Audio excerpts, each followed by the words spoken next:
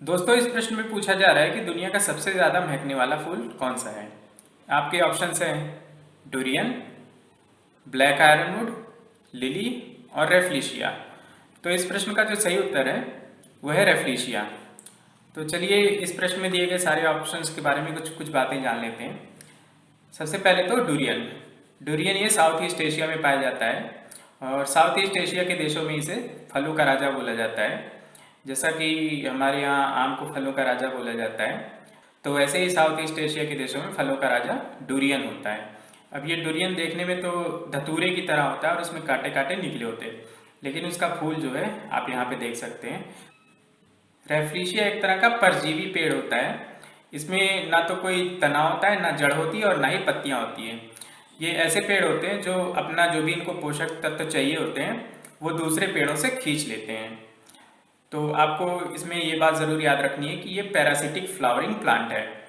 इसकी करीब 28 प्रजातियां पाई जाती हैं और ये सारी ही प्रजातियां साउथ ईस्ट एशिया में मिलती हैं और ये खास तौर पे 4 देशों में मिलती हैं: इंडोनेशिया, मलेशिया, थाईलैंड और फिलीपींस।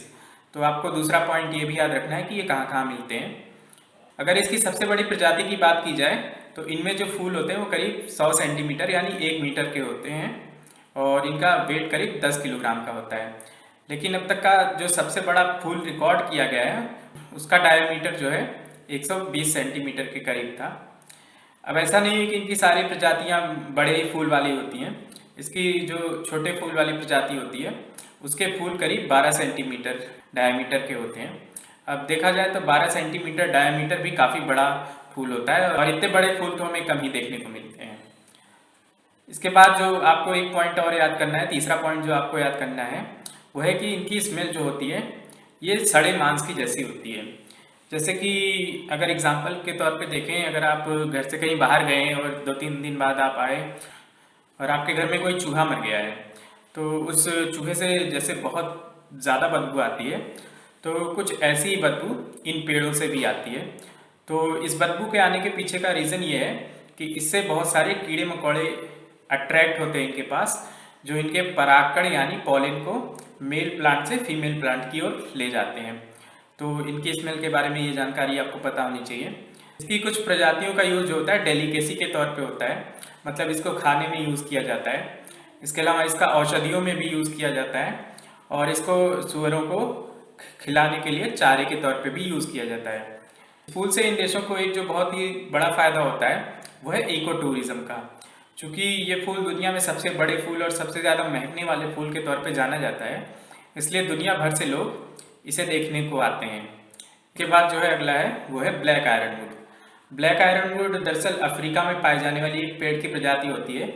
ये ऑलिव फैमिली से बिलोंग करती है, मतलब यानी जैतून की फैमिली जो होती है उससे बिलोंग करती है।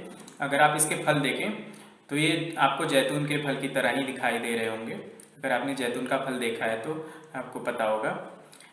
सबसे आखिरी में है लिली। अब लिली की तो बहुत सारी प्रजातियां पूरे दुनिया भर में पाई जाती हैं। मुझे पूरी उम्मीद है कि आपने इन्हें ज़रूर देखा होगा। बड़े बड़े शहरों में जो बड़ी बड़ी फूलों की दुकानें होती हैं उनमें आपको लिली की ये सफ़ेद वाली प्रजाति तो ज़रूर ही देखने को मिल जाएगी। इसके अलावा सरकार के जो बड़े बड़े फंक्शंस होते हैं, जो विज्ञान भवन में फंक्शन होते हैं, तो उसमें भी आपको लिली के फूल बहुत ज़्यादा दिखाई देते हैं। लिली के फूलों की कल्चरल और लिटरेचर में काफ़ी इम्पोर्टेंस है। जैसा कि आपको पता होगा कि चाहे अलग अलग भाषाओं में इनके ऊपर अलग अलग पोएम्स लिखी गई हैं और भी इनके बारे में बहुत कुछ लिखा गया है, तो इसलिए इनका कल्चर और लिटरेचर में काफ़ी इम्पोर्टेंट स्थान है। तो मुझे उम्मीद है कि आपको इस प्रश्न में काफ़ी कुछ जानने को मिला होगा। तो हमारे science channel curious monk Hindi को विजिट करना ना भूलें। इसके अलावा आप हमें इंस्टाग्राम पे भी फॉलो कर सकते हैं, उसकी लिंक आपको डिस्क्रिप्शन बॉक्स में मिलेगी। ये वीडियो देखने के लिए आपका धन्यवाद।